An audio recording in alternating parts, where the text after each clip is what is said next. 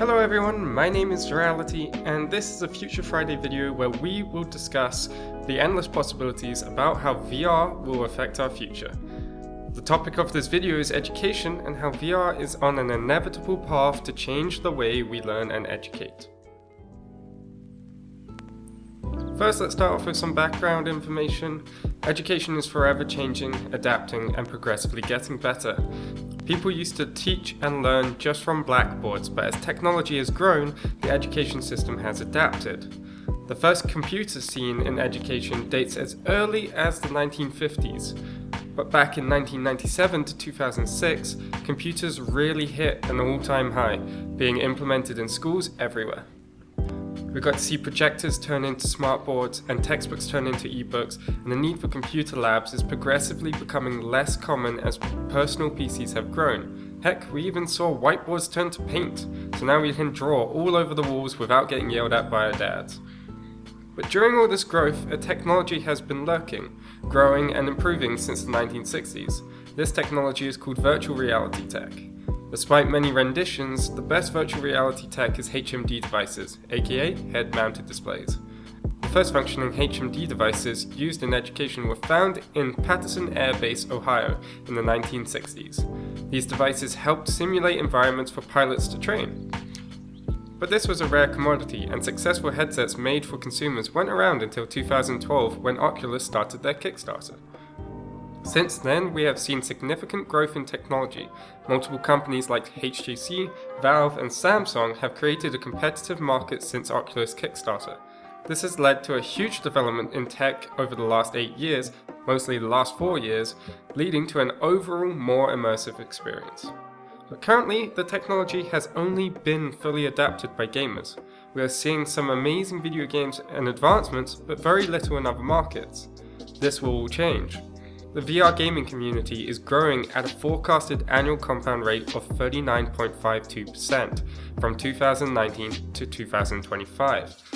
As investors, developers, and companies see the exponential growth of VR in the gaming community, they will look to create new virtual environments for other applications.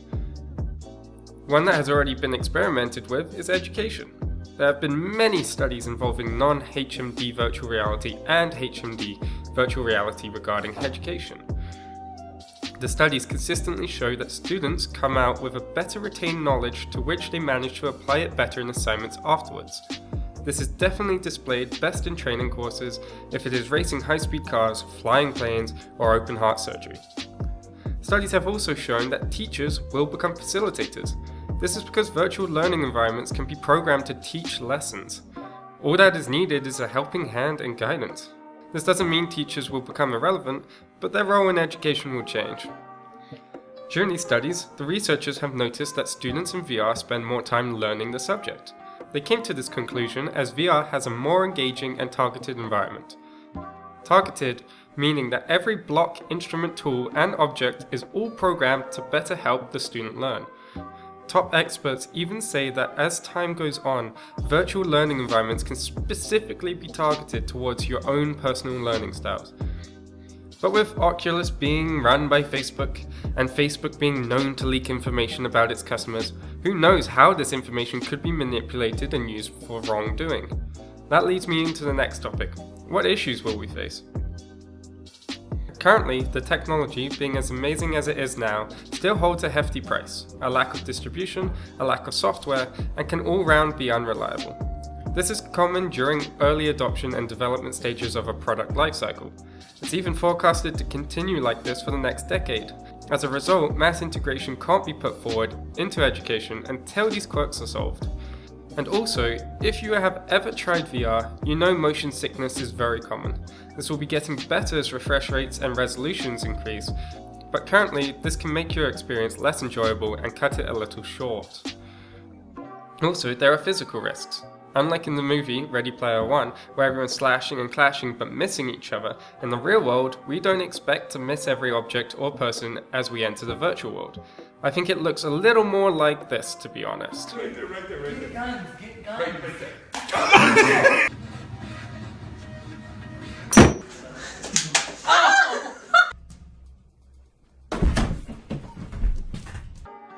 Another issue that I surprisingly couldn't find research on is social issues. As we found out with social media, it can go both ways. Will society become less social with VR or more? That's something only time will tell. But despite this issue, VR in education will fix many problems. We already have online courses, but imagine that with an immersive learning environment, with a programmed instructor to help you through it all. Or what about if you had a disability, whether it is learning or physical? VR can make you achieve what you couldn't imagine you could in real life.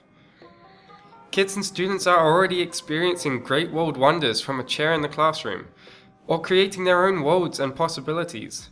VR can give you a perspective on something you can't have in real life, like walking inside a molecule, to standing on top of the tallest skyscraper.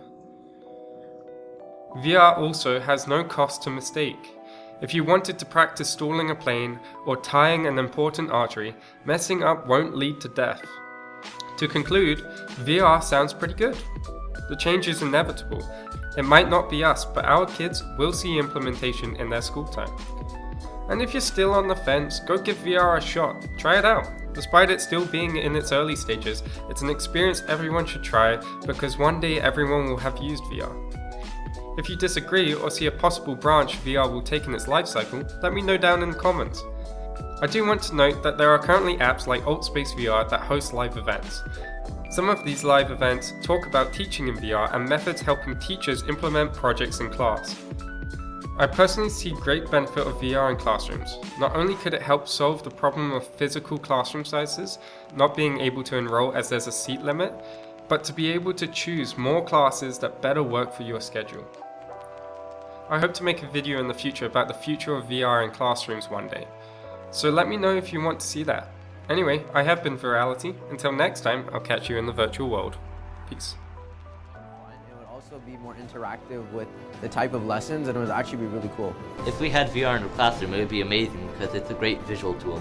Yeah, if we had VR in our classrooms, it'd be really immersive and we'd be able to understand a lot more. Well, at least I think so. We're opening up everything for the future. We love to talk about 21st century learning, and we love to say what it's like. We're 16 years into it and we still don't know what it's like. This seems a natural progression of what we're doing, and this gives us the opportunity that we wouldn't otherwise have. You get students now jumping into math class, you've got the top 10% that are full into it and try things at home. Then you've got 80-90% of that class that is just doing the math because it's there in the textbook and they have to follow that example. But if you're able to pull it into a program like the VR headset where they were generally interested and wanted to try it and were excited about it every single day coming to math class, just a lot easier to teach when everyone has a smile on their face and everyone's passionate about what they're doing.